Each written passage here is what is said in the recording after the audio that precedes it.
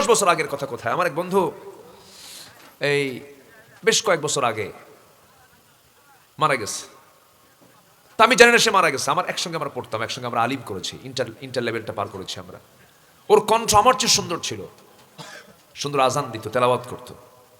আমি মাঝে মাঝে ওর গলায় গিয়ে চুমো খেতাম, এই গলাতে, যে আল্লাহ তোরে কণ্ঠ দিস। সে আর্মিতে চাকরি পেলো, আর্মিতে চলে গেল, আর্মি অফিসার ছিল। বহুদিন যাবৎ কথা হয় না, আমি একদিন ফোন দিলাম। তো ফোন দিয়ে ভাবলাম যে একটু কথা বলি। ফোন দিলাম, ওই পাশে থেকে ফোন উঠালো একজন মহিলা কণ্ঠ। বললাম, আমি তো জিয়াকে ফোন দিয়েছি, কোথায়? বলতেছে, জিয়া তো নাই, কোথায় বেড়াতে গেছে, যে ফোন দিয়েন তো, আমি একটু কথা বলবো। কি দেখুন, ও তো কবরে চলে গেছে, মারা গেছে। আমি মনে হয় যে একদম মানে পাথর হয়ে গেলাম। আমার বয়সে নাই, আপনার বয়সী বহু বন্ধু নাই, সব তো চলে যাব আমরা। বলেন তো এর চাইতে বড় শিক্ষা আর কিছু আছে?